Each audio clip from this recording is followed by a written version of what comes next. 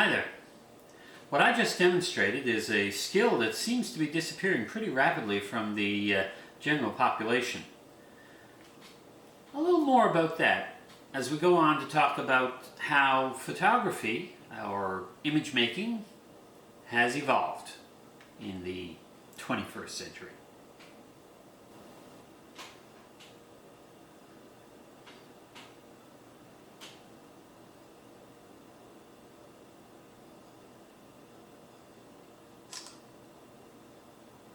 Hi. This represents where photography is now in the 21st century. Most people, especially those that are not in some way interested in photography as a hobby or a pastime, are using these rather than the camera. So let's take a look at how we have gone from this and its particular skill set to this and a very different skill set.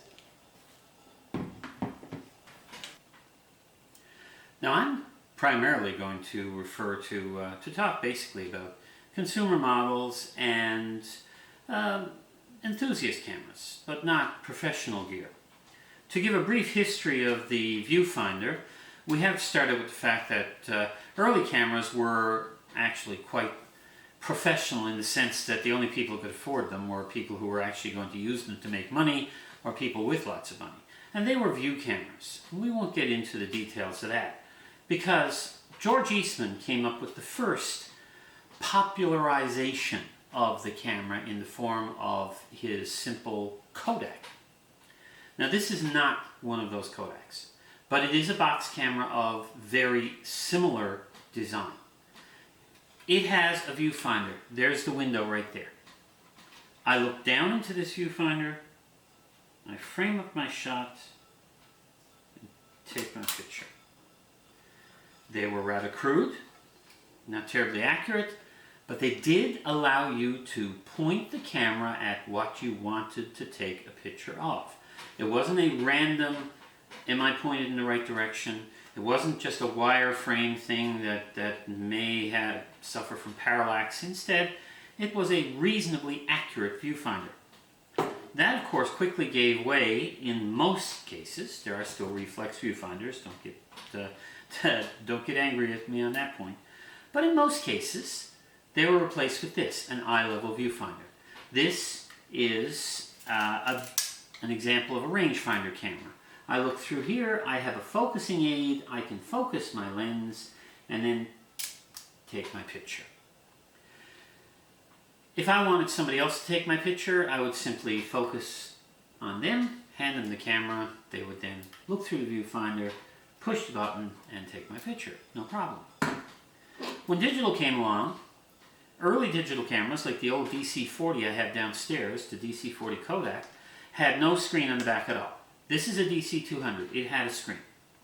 However, this was a battery eater bar none. This would chew through a set of batteries very quickly. The result is that most of these early digital cameras still had the optical viewfinder. The skill set is the same. I hold it to my eye.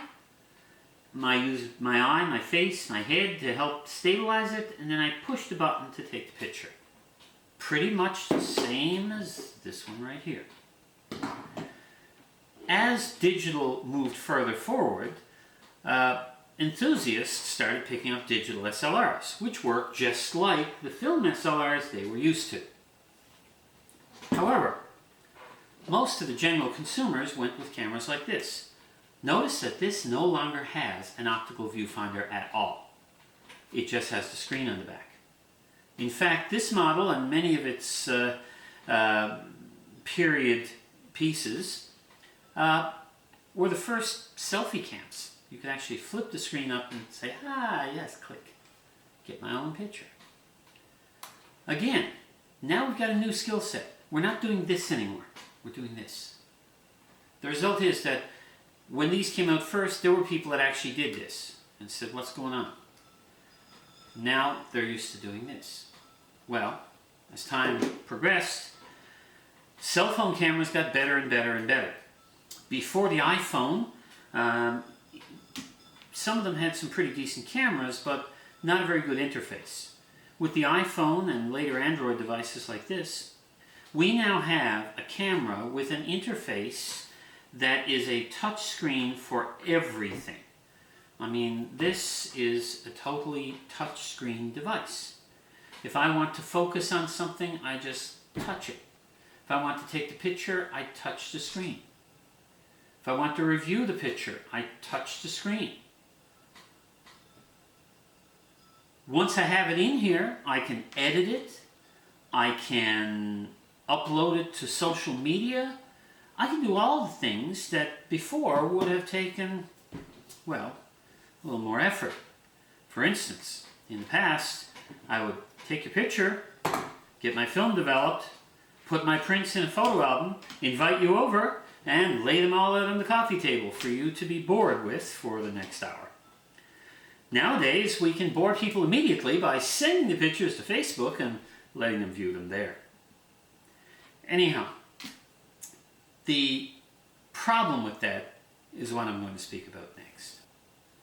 Those of us who are amateur or enthusiast photographers, we still like to have tools that allow us a greater flexibility, a great deal more actual involvement in the process. So we tend to be still purchasing digital SLR cameras. Or we may have one that's a few years old that we're still using. If it's a few years old, it probably doesn't have live view at all. So, in the past, you wanted somebody to take your picture, you focused your camera, you handed them the camera, click, they took your picture. When digital came with the screen only, people started holding them at arm's length and taking pictures. Or holding up a phone and clicking the phone. Give them one of these now, and if it doesn't have live view, their response is probably something like this. Is this broken? Is this broken? No. You have to look through the little window. Oh, okay. No, the little window. Oh, the little window. Okay. What do I do now? Well, there's a button on the top. Oh, yeah. Push that button when you get things framed up. All right. Click. As you can see, you have to teach someone now how to use the camera. In the past, it was something that they learned from just watching someone else do it or from having a camera of their own. Nowadays, they have a camera of their own, but it's probably this. Or at the very least, a newer version of this. Unless they're very serious, they're not going to be carrying one of these. In fact, I've seen people with their digital SLRs, with the early models that did live view and very slow focusing. And despite the fact that if they turned off the live view and did this, they would have a very high speed, very capable camera. Instead, they're still doing this because they've gotten so used to this idea of viewing the screen. All right, folks. I don't mean to be judgmental here. I'm not placing any judgment on which system is better. The camera that is filming right now has a touch screen. It does not have an optical viewfinder. It doesn't even have an electronic viewfinder unless you add an accessory. So, I'm not condemning one or the other. Modern in-body image stabilization has made the arm's length approach work, so that's no longer an issue. And the result is use what is more comfortable for you. And remember, most of the rest of the population, this is their only camera. If you enjoyed this, click like. If you'd like to see more, click subscribe. And if you think someone else might, well, get some enjoyment out of it, click on share. Thank you very much. Bye.